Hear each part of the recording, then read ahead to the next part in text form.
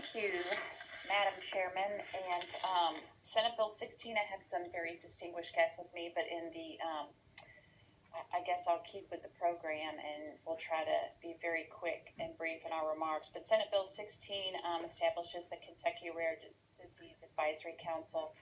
And this is the second time I've brought it before the House. Last year, it passed out of the House and Senate overwhelmingly, and then it got vetoed by the governor. So I'm back for a second bite at the apple. We've made some adjustments, and I think that it's a better bill. And I'm very excited about this. I think Kentucky really needs it. But let me introduce first Patrick Dunnigan, who is the person who brought the bill to me. He can make some brief remarks and then introduce. Yes, ma'am. My name is Patrick Dunnigan. I'm the state ambassador for NORD, which is the National Organization for Rare Disorders. 1 out of 10 Kentuckians have some sort of a rare disorder. What this bill will do, it'll expedite diagnosis for the patients that have a rare disease, right? And it's going to allow us to have a voice at the table. Hello, good afternoon, Chairman Moser and all the committee. My name is Apostolos Psychodios, or my patients call me Dr. Paul.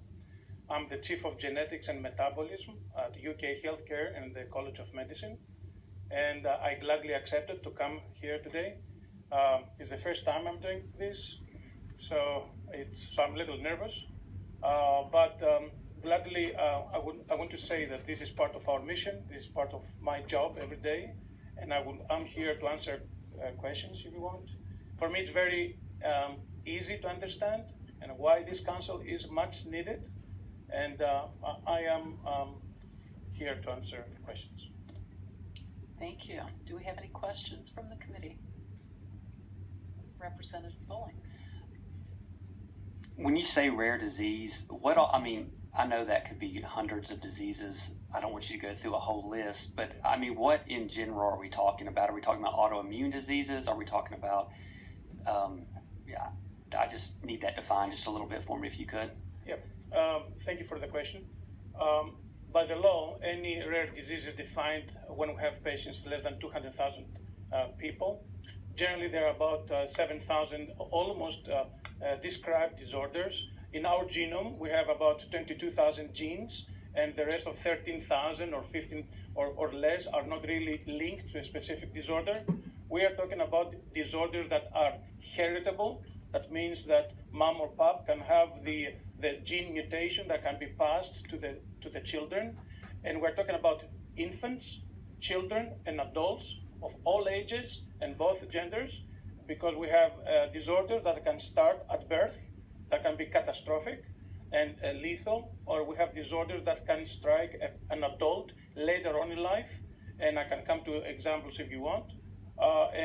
This is what we're talking about. We're talking about the practice of genomic medicine all across the board, all specialties.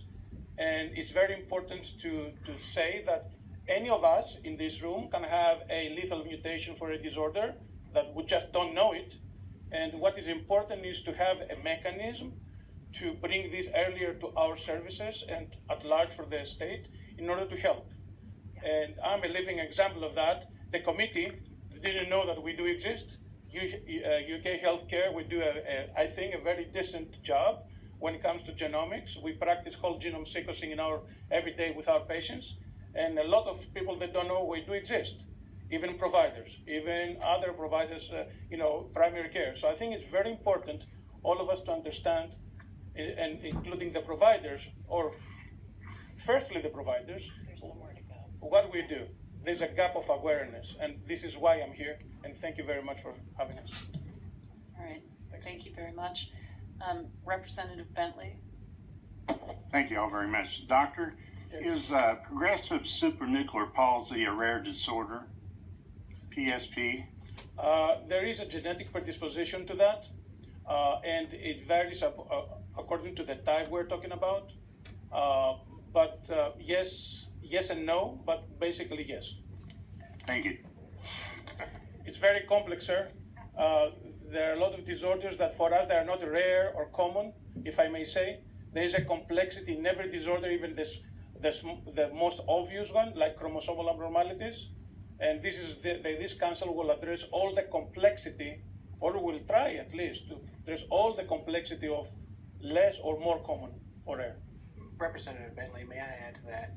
May I add to that? There are over 7,000 rare diseases that NORD has recognized. Right, half of them, 1 out of 10 Kentuckians have it. Half of them are children. All rare disease cancers from children, all cancers from children are considered a rare disease. So this is just going to assist the family in getting the research, the help they need. All right, Representative Wilner. Thank you. I love this legislation. I loved it last year, and I really appreciate it. So thank you, Senator Adams, for your persistence in bringing it back, and thank you to both of you for being here. Just really quickly, if I'm recalling correctly, last year there was no appropriation, and this year there is. So could you just briefly speak to that? Sure. Last year, the biggest difference in the bill was last year this created a commission, and now we're attaching it to an already existent nonprofit. So even though the state still has the ability to appoint members to the board, we're going to kind of attach it to another nonprofit so that there's zero appropriations, but still the ability to apply for federal funds and do the appropriate outreach that we can. Thank you. Representative Sheldon. Yes, I'd like to follow up on Dr. Bentley's question. For those diseases that, because I look at this council and it seems to me it addresses those diseases that have been diagnosed and that are rare. Maybe I'm just misleading this, and I just wonder, is there a gap or is there a place within the bill that addresses all those folks out there that have some type of rare disease that aren't diagnosed at all yet because nobody knows where to send them?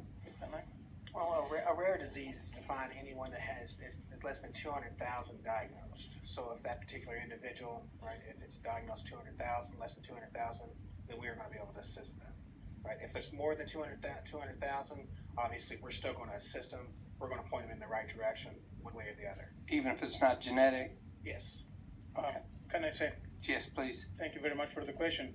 Actually, this is the question: how many we are, and we're not talking about an individual with one rare disease. We're talking about the siblings, the parents, the grandparents, and their relatives. We're talking about a whole family. So yes, we will address issues with diagnosed individuals, but also we will try to find smart ways to bring to our genetic services the undiagnosed. There are a lot of diagnostic odysseys, complex disorders out there that genomics and genetics can help by doing the earliest, the appropriate test in specifically the whole genome sequencing. And this is part of our mission at UK Healthcare. Well, thank you very much, and I really believe this is needed because what it's causing, what I'm seeing happen is maybe people that don't have as much training as they need to have are trying to treat. Yes, exactly. You know where I'm coming from. They're trying to treat things they don't know what they're treating, and they're causing more harm than they are good. And if I may say, with all the respect, we are on about 5 board-certified geneticists in 2 centers in Louisville and in Lexington. We all try to educate our peers, and this is also major part of this bill. We need to help the providers, the primary care providers, to come with solutions. And this is what we'll try to do. Exactly. And our infectious disease doctors need to hear this. Yeah, and to your point, not to prolong the debate, but when this was introduced, what I heard most from constituents and just people out in the state is that they dealt with a misdiagnosis for months and sometimes years before they actually pinpointed what was wrong because of the rareness of the affliction. And so hopefully we can start to roll back that length of misdiagnosis of some of our kids and people in Kentucky. Well, when people are desperate, they tend to reach out for anybody, and physicians, to their credit, I mean, if it's not listed in the CDC, if it's not diagnosed, and all they can do is do what they can do from a liability standpoint. So it's got to get diagnosed, and the problem right now is that we need more people like you all. So thank you for the bill. Okay, thank you. This is a very good thing. I'm excited that you have brought this before us again. My question was the logistical changes that you made, and I think that'll really strengthen this in the eyes of the governor, certainly. This is a wonderful idea to expedite treatment for the individuals. So are there any further questions? All right. Hearing none, we can go ahead and take the roll. Oh, sorry, yes, I guess we do need a motion. Thank you. Motion is second. Now we can take the roll. Representative Bentley? Yes, ma'am. Representative Bojanowski? Yes. Representative Bowling? Yes. Representative Brown? Yes. Representative Birch? Representative Elliott? Representative Frazier? Representative Goforth? Representative Jenkins? Representative Lewis? Representative Marzian? Representative Gibbons-Prunty? Yes. Representative Raymond? Representative Riley? Representative Sheldon? Yes. Representative Tate? Yes. Representative Weber? Representative Wilner? Yes. Chairwoman Mosier? Yes. Senate Bill 16 passes with favorable expression. Motion for consent. Second. Oops. So sorry. Let's do consent. What'd you say about the floor, ma'am? She said you might want to hear it on the floor. I am fine with leaving it on consent if that's the will of the sponsor. I'd love it on consent if that's okay. All right, let's leave it on consent. Thank you. Okay. Any opposition to leaving it on consent?